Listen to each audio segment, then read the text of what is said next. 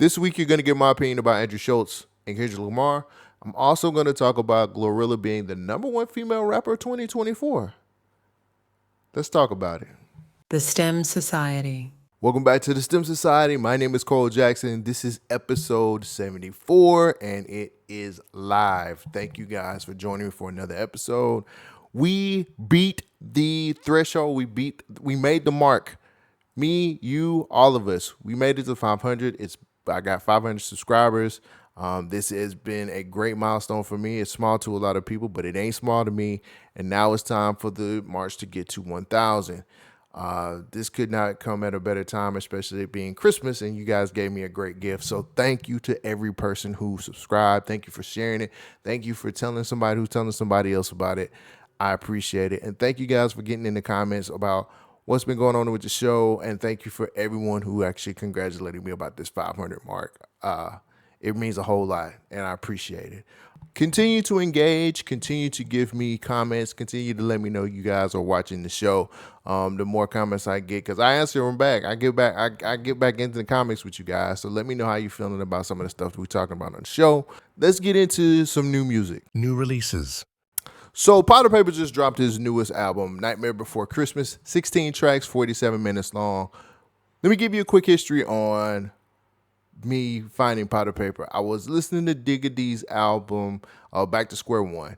I cannot remember the song it was on currently, but I just remember hearing him rap, and I heard him on a Clavish track here recently as well. I've heard him on a few things here and there, and this is just me kind of really digging in different bags when it comes to UK hip hop. So I heard his rap, I heard his rhyme scheme on the Digga D album, and I went to go listen to some of his stuff. I dug deep. He had this tape called Training Day 3, which was heat. If you haven't heard it, I think it's on streaming services now. Go listen to Training Day 3. But anyway, moving forward, he's dropped 2 other tapes this year in 2024. This is the third. Very solid album. Payper is doing some really great rapping on here. He's had a pretty good year so far this year, man, with some of the stuff that I've heard. I've listened to so much music, and I don't talk about UK artists enough here, and I live in the UK, so that'll change in 2025. But Payper has one of my favorite rap cadences and rap flows that I've heard in a while. I can hear the American influence in a lot of his rapping as well. I think I remember watching him on an interview saying Eminem was one of his favorite rappers, that whole era of D12 and Dre and all of the other stuff. So Payper has been influenced, and he's been doing stuff with, he's actually on Snoop Dogg's Algorithm album, which I think he did a great job there. But Payper is one of those rappers, man. He's a rapper's rapper. You have to listen to him. You have to hear the lyrics. You have to kind of get a feel for his flow. One of the things I like about this album is I enjoy some of the stories that he's telling on this album. The problem with this album, though, the album starts off kind of slow, a little slow for me. It really doesn't pick up until we get to like 7 Days a Week or Nike Tech and Paddock. That once we get to like the 7th song in the end, that's when it starts picking up the pace, and that's when we start getting like some really, really, really good production, and we get some even better rhymes from Payper. When it comes to me and features, the features have to complement the artist more than anything else, and these features complement him a whole lot. So I really appreciate the features on here. I appreciate the production. It's a solid album overall, man. I haven't talked enough about Payper this year, and I've listened to everything that he's dropped. I've gotten so caught up in like the U.S. market and the U.S. stuff that I keep forgetting my brothers over here in the UK, and that's going to change in 2025. I'm most definitely going to talk more about the UK artists over here because they're fire. Payper is also an independent artist. He has his own label, 36 The Label. He's got big things coming in 2025. He's already announced he's about to have a song with Alchemist, which I think is going to be on a whole different level. Very talented guy out of the UK. I wish more people would talk about him. I want a lot of my U.S. people who watch the show to learn about him because he is fire. I hope I get an interview with him also. But all in all, Very solid album. I don't think you'll be disappointed. He has 2 other albums that came out this year. Make sure you check him out. He is a rapper's rapper, I guarantee you. But the name of the album is Nightmare Before Christmas by Payper. He's on your DSPs right now. Music news. There's been a clip going around about Andrew Schultz and what he would do to Kendrick if he got the opportunity. I'm going to try to play this. I hope YouTube doesn't take it down. I'll have to rethink about it, but let me play this clip for y'all. Like, first of all, Kendrick's people and the gang affiliate, everybody, his security, they will kill me. They will destroy me. They'll find me in the street. They'll fucking cut me up. They'll shoot me. They'll do whatever. I'm not a tough guy. Y'all would do.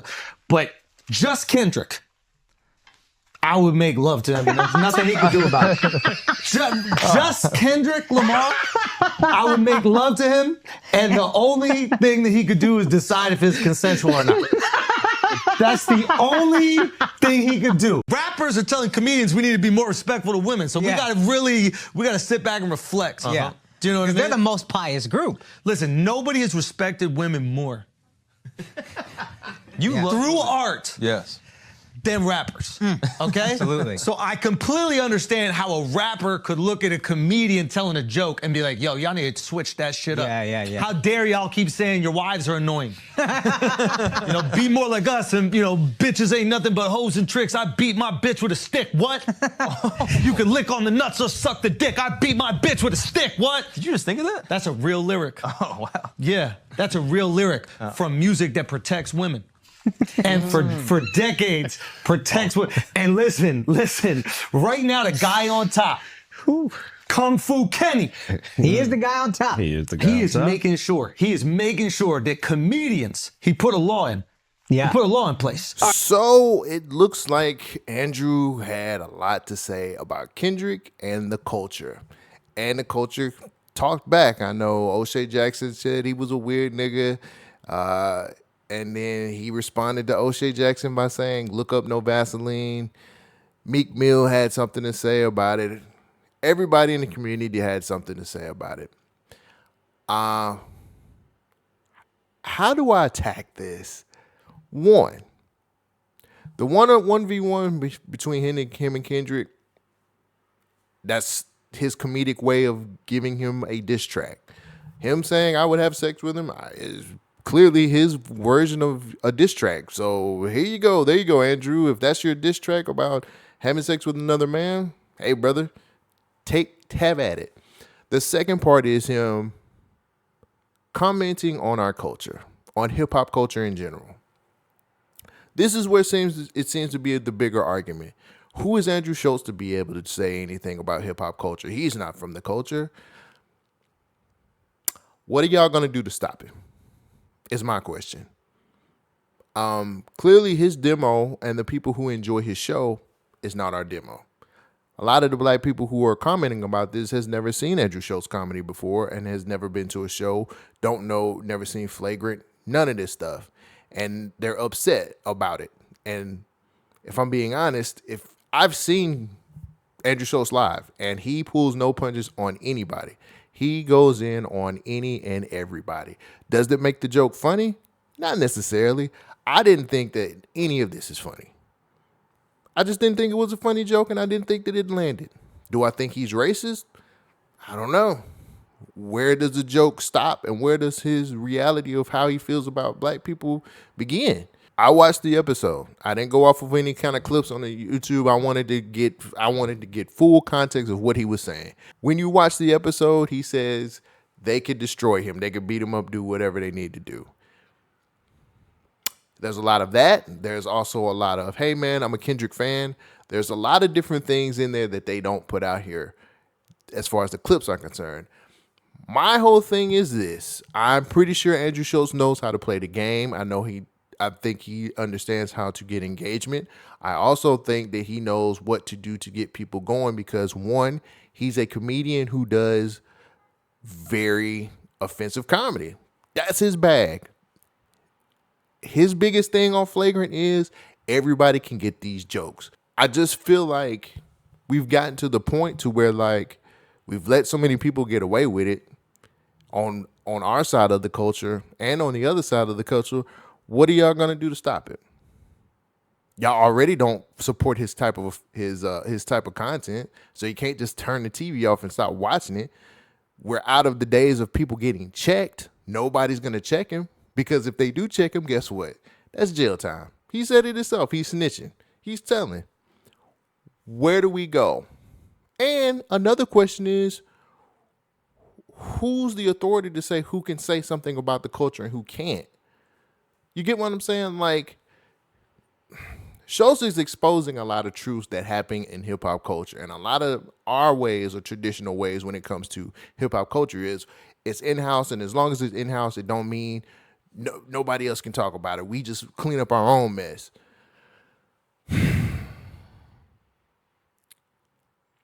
The disrespect is going to always be there because we don't do anything to stop it, or we don't build things to keep people from going this far.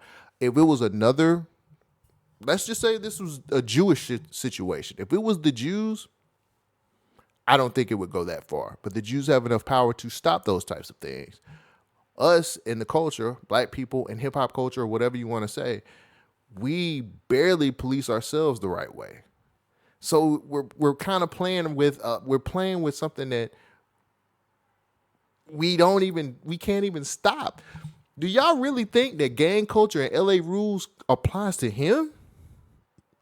Which I see a lot of people saying that kind of stuff he gonna have to check in when he go to California. No, he don't. The only thing he's checking in is to a 5-star hotel when he does his next show. Ain't nobody showing up to Andrew Schultz's door trying to check him. It's not going to happen because he's too white, and he has a demo that is way more as far as like the spending power and how much support he has goes way further than what we can reach or what we can touch with him. So all of this discourse on social media about like, well, he can't do that. Who's stopping him? We haven't built a community enough to be able to stop these types of jokes from happening. It is what it is. Do I wish that things would change? Yes, because again, if it was a Jewish joke, this wouldn't fly past. It wouldn't be an hour before this guy would be out of here. And that's just the reality of it. It's a double standard situation, and we don't have enough power to be able to stop that kind of stuff. We can threaten him. We can call him a weird ass nigga. We can call him all of these stuff, but he don't play by the same rules that we think that he does.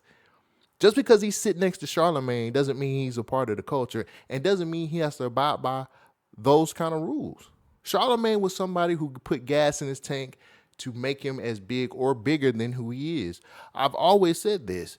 It's mighty funny that everybody jumps on Andrew Schultz about these situations, but the man who sits next to him to empower him to be able to say these things, ain't nobody said one word. Charlemagne has empowered him to be able to say the things that he wants to say about our culture. And we just kind of let that fly by, not knowing that that's his protege. That's the person that empowered him to be who he is. And kind of gives him a little bit of a pass. Charlemagne sitting next to him gives him a bit of a pass to be able to speak on hip hop culture. Brilliant Idiots, when I used to listen to it on a regular basis, when any kind of hip hop stuff used to come up, he never wanted to talk about it because he didn't know about none of that stuff. But now he has his own brand. He has his own thing that he wants to do. And of course he's going to me, this is just how I'm looking at it. This is still one of the biggest beefs that a lot of people have been eating off of and have been getting attention from. Of course, he's going to take his opportunity to eat off that plate as well. I look at it as engagement. I look at it as him making his content or his platform bigger than what it used to be. It's just a thing that he's going to use just like everybody else uses hip hop culture. I'm going to use it to make money, to go to the next level and leave you sorry motherfuckers where y'all are at. Do you think he gives a fuck about the culture? No. Has he ever really gave a fuck about the culture? No. Does he know how to make money off the culture like a lot of these other people? Yes. That's what he's doing. And we fall for it hook, line, and sinker. But there's nothing we're going to do about it. As soon as this week is over with, it's going to go by. Just like the whole situation with Shits and Gigs. No disrespect to them. They caught a lot of heat when they were on the show about the black girlfriend effect, talking about black women and didn't protect black women on that situation. That was their prerogative. That's what they wanted to do. Now we can handle things with them because we tend to be we are their demo. Stop supporting them, stop watching them, stop listening to them, and they'll go away. Andrew Schultz, different situation. We're not powerful enough, or we haven't built enough stuff to be able to stop somebody like that from saying what they're going to say. So all of this stuff about stepping up and policing things and we got to check him and all that shit, y'all can throw that out the window. I'm just being honest with y'all, because we've gotten to a point now where we don't even police ourselves the right way. So what are we supposed to do standing up against Andrew Schultz of all people? Doesn't matter. He's going to get his shit off. He's going to most definitely be able to be free to walk around and do whatever he wants to do. Now, whatever happens between him and Kendrick about that joke about him having sex with him, that's on him, because that goes way higher of a disrespect than what he was saying about our culture. That's a 1v1 that he gonna have to, if they run that fade, that's something that they gonna have to handle. But as far as like us trying to check him about the culture and all this other shit, we don't even do it to ourselves enough. It's a fact. I wish things were different. And again, I'm not supporting the joke because the joke didn't land for me. None of his stuff that he's been talking about with the black women stuff, or him going in on hip hop, calling hip hop out and then making a joke about it, or hiding it under a guise of a disguise of it being a joke, ain't landing for me at all. It's just not. And I think Andrew Schultz actually has some great comedy. He's actually pretty funny if you've ever went to any one of his comedy shows. He's funny as hell. He does great comedy, and he doesn't pull any punches with nobody. But in my opinion, none of this hip hop stuff has been landing to me. It hadn't landed. It doesn't feel funny. It feels very personal, and it feels like he's kind of going in, cashing a check, or getting more views from doing this kind of stuff. That's just my viewpoint of it. If you guys go and watch the whole episode or watch a majority of the episode, he has the running joke about him and Kendrick, but he also praises Kendrick about his album, and he really likes him as an artist, and so on and so forth. So I don't know. I'm a real big component of where does the jokes end and where does your real opinion come in. That's where I'm at with it. So maybe we'll figure this out later on. Maybe we'll never talk about it again. I just think that if we're going to actually start having more discourse about policing other people talking about our culture, we got to have to clean up our own mess a little bit too. You can't just sit up here and be upset about something that he's speaking on when we haven't really addressed it or taken care of it ourselves. So who knows? I'm not going to be watching Flagrant 2 anymore. I mean, I was watching it here and there. I get where people are upset, but my support is completely gone from Andrew because it's just not funny anymore. It's gotten to the point where now it's just getting kind of on a gross side of things. So be your own judge. Figure the things out for yourself. All right, so Billboard has named GloRilla Female Rapper of the Year. Congratulations, you've earned it. A lot of people on the internet doesn't feel like she has. Before I get into that, let me tell you who the top 5 was. So number 5 was Lotto. Number 4 was Sexy Red. Number 3 was Nicki Minaj. Number 2 was Meg Thee Stallion. And of course, number 1 was GloRilla. Now, the discourse on social media is that's not right. She shouldn't have got it. Personally, for me, GloRilla, who's had a better year than GloRilla outside of like Doechii? Doechii has had a phenomenal year. I wish she would have been in the top 5. I think she was like number 6. GloRilla, as much as y'all hate to say it, or as much as y'all hate to realize it, she's had one of the best years in hip hop. Everything is Everything, which was her mixtape, dropped, and I thought that was a great piece of work. I thought she did a great job on that. And Glorious is actually a pretty good album. I don't know where all of this discourse comes from. I think a lot of people was looking at Nicki Minaj should have been number 1, even though she didn't drop anything this year. I think she's going to drop a deluxe next year. People are looking at Meg. If I'm going to be honest, Meg Thee Stallion had one good work. That part 2 was a money grab. The only person who I can say that can actually that should actually have a real beef about being number one is Doechii. Doechii has been everywhere. She just had her Tiny Desk concert, which I haven't watched yet, but I will later on. She did Camp Flog Gnog. Her album Alligator Bites got nominated for a Grammy. She's nominated for Best New Artist. I mean, one can say that there's an argument there for Doechii to be up there, at least top 3. She should be top 5, if I'm being honest. My personal pick, I would personally put her at number 2 over Meg. That's just saying, because I just feel like she's just had one. Her year has been way better than Meg's, if I had to put the list together. But it's another list. Billboard, what do you expect? I think GloRilla's has done everything she was supposed to do. She did bounce back really heavy after that whole cha-cha shit. That shit was trash. Stop hating on this girl. Stop hating on women rappers in general. I've seen a whole discourse about Doechii and how she doesn't deserve to be where she is, and she's a plant. Sorry, guys. She's been out for a while now, and TDE just likes to develop artists. I was listening to Doechii when she dropped Hershey Bitch, and that was a fire-ass record. A lot of this discourse is coming from people who really are just casual fans who don't really listen to music.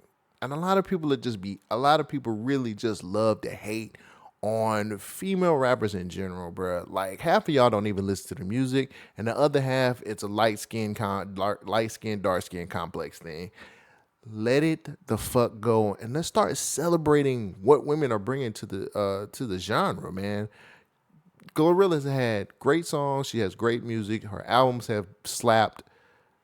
Let's get past that. And on top of the Doechii thing, people are calling Doechii an industry plant.